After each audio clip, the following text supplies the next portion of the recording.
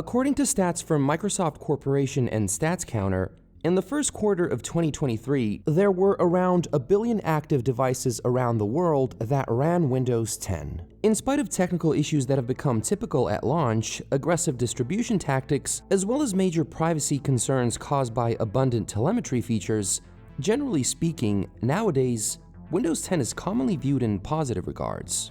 This is because, as the years went by, emerging technical issues were usually swiftly remedied, and corporate overreach in user privacy unfortunately became mostly normalized. Even though it never came even close to the acclaim of Windows XP or 7, for a large chunk of the Windows user base, it became good enough. At least to the degree of being regarded as a positive entry in the notorious good-bad release cycle of Microsoft's operating systems. But this certainly did not seem as a likely outcome when it was in its early days. So in this video, we're going to take a look at how the internet, quote-unquote, hated on Windows 10 after it was so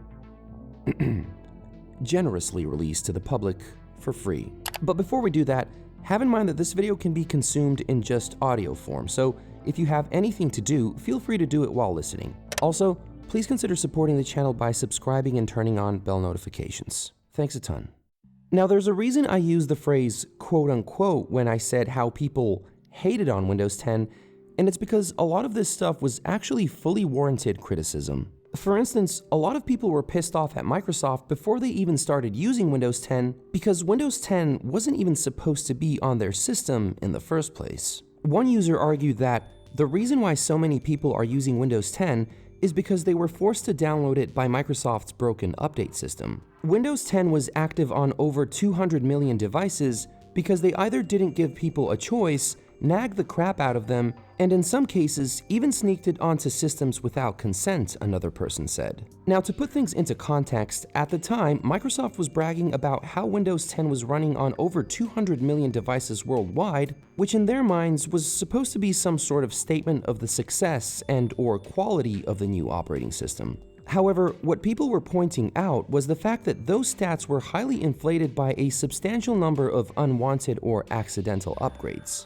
You see, in order to get Windows 10 on as many devices as possible, Microsoft decided to offer a free upgrade to anyone who was already running a genuine version of Windows 7 or 8, which would have earned them nothing but praise if only their persuasion tactics were left at just that. But having learned how difficult it can be to get people to leave the operating system they were accustomed to, Microsoft decided to place an upgrade icon and pop-up in the system tray area, which reportedly led to many accidental Windows 10 installations. Several reports also told stories of people leaving their PCs running with a copy of Windows 7 or 8, only to return to a Windows 10 system the next day, which would allegedly get installed through automatic updates that required no user input whatsoever. Had a lot of pissed users who went to bed with Windows 7 and woke up to Windows 10, one person wrote. No one was forced to upgrade, somebody argued apologetically. Yes, they most certainly were, another person replied.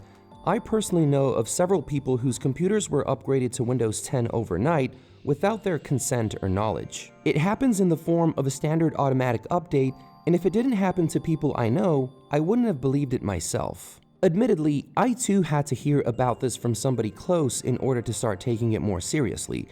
But even then, there was always a doubt in my mind that this person may have just accidentally accepted the upgrade in a manner that wasn't conscious enough for it to be stored in their memory. That is, until anecdotal evidence got replaced by irrefutable proof. At one point in 2016, Microsoft openly altered the behavior of the Get Windows 10 tool to count the act of a user closing the pop-up as consent for upgrade, which even some higher-up officials in the company described as going too far. It's nasty business, somebody wrote, and it's tricking legions of happy Windows 7 and 8 users into Windows 10.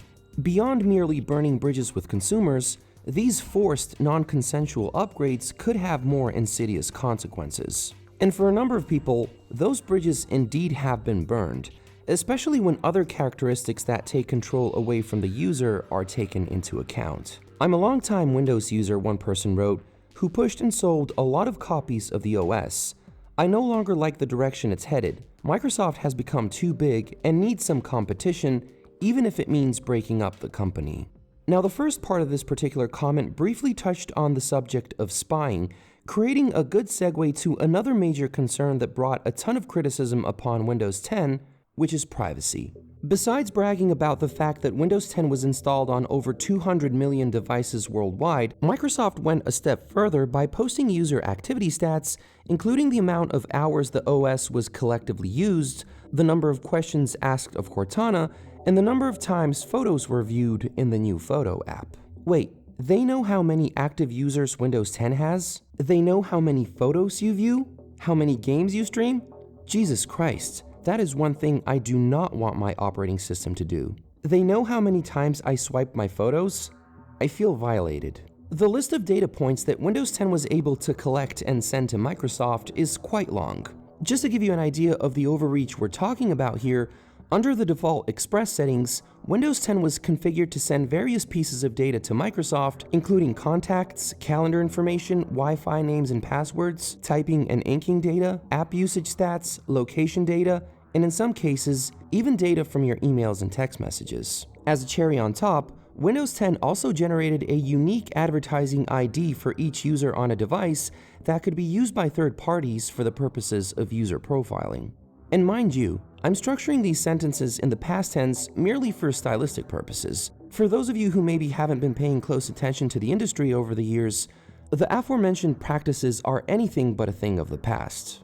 But back to our story. Microsoft's idea of transparency at the time was described by company officials as, quote, straightforward terms and policies that people can clearly understand, end quote. These straightforward terms and policies were reported to be 45 pages long and were described by the European Digital Rights Organization as a means by which Microsoft grants itself very broad rights to collect everything you do, say, and write with and on your devices in order to sell more targeted advertising or to sell your data to third parties, either with your consent or as necessary.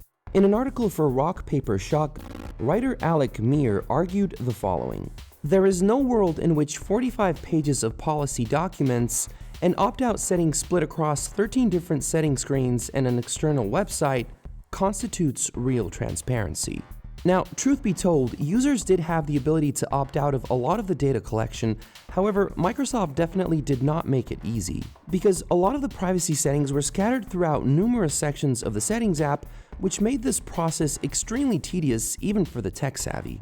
Telemetry data collection, on the other hand, could not be opted out of unless you had a specific version of Windows 10. The fun thing is, a lot of the spy functionality cannot be disabled by default, one user pointed out. Only the enterprise version has that possibility, and even there, it's not clearly shown how to do it. With all that going on, many people went as far as equating Windows 10 to spyware. Windows 10 should be renamed to Spyware OS, someone wrote on Twitter. Windows 10 is the enemy's wet dream of an operating system. Spyware, keyloggers, botnet functions, all built in, another person tweeted, while providing a nice little montage of a bunch of data collection settings and options. And soon Windows will give itself a new name, Skynet. This next one is hilarious. Good thing I have Windows 8.1, cause that spy can show Keemstar's face. Now, I really don't know what the whole deal with Keemstar's face was here. However, what I do know is that even Windows 8.1 had some similar features, specifically advertising IDs and location sharing. So I'm not quite sure whether Keemstar's face appeared for this person on Windows 10 or 8.1, but certainly both cases are a possibility. We live in a time when software products are regularly released in unfinished states, and Windows 10 at launch was no different. Amazing facts about Windows 10. It crashes a lot, incompatibilities, game lags, spies on you even if you disable Cortana. Another interesting fact is that Windows 10 crashes if I disable the internet connection and gives me the blue screen error until I re-enable it. Since upgrading, I've lost all of my photo editing software, which is no longer compatible with this system. Those are just some of the reactions by dissatisfied users who were experiencing technical issues that they just never had prior to installing Windows 10. One thing that appeared particularly underwhelming in Windows 10 was its default desktop background, which Microsoft called the hero wallpaper. Microsoft appeared rather proud of the image, so much that they helped produce a video in which they ceremoniously explained how it was created with the use of things like lasers, smoke machines, and even crystal dust. Unfortunately for them, some people weren't really impressed. The hero background makes me want to vomit, one person wrote. I really hate the wallpaper and the unpolished look of Windows 10. I'm sorry. Okay, I gotta take a break. The overall design language of Windows 10 also had a lot of people divided. While some loved the new design, others just couldn't get on board with its minimalist style, especially those coming from Windows 7, which visually paid a lot of attention to finer detail. Now, this next comment may be all over the place grammatically, and maybe even in a couple of other regards, but when you decipher the message behind the mess, you really start to understand where a lot of people were actually coming from. Call me nostalgic however much you want, but Windows 10 is ugly. Sorry to say it, but flat UI solid colors is what Windows 1.0 had. Windows 10 and 8 look like a 10-year-old designed them in Paint. One of the biggest talking points at the time was the misleading claim that Windows 10 was going to be the last version of Windows, and that the future of the operating system would be of a service-based nature. Some people, however, immediately called BS. The reality is that Windows 10 will not be the last version of Windows, one user stated boldly. In fact, looking at the life cycle of the software on Microsoft's website, it will last about as long as Windows 7 did. Now, even though this individual was around 5 years off when it comes to Windows 10's life cycle, they definitely did get the most important thing right, which is the fact that Windows 10 certainly did not turn out to be the last major version of the OS. Windows 10 is a huge disappointment, another person wrote. There will be a Windows 11 because this release will be disliked. And disliked it obviously was, but that certainly wasn't the reason for Windows 11's development, which is a whole different story altogether. Plus, in comparison to the treatment Windows 11 is getting nowadays, at moments one might even get the impression that Windows 10 is beloved. Whether that's because it actually got better over time, or because we've just grown accustomed to a lot of the things that once made us so uncomfortable, who knows? Maybe there's something to be learned from an operating system that went from being severely criticized and oftentimes even hated, to being generally accepted as good.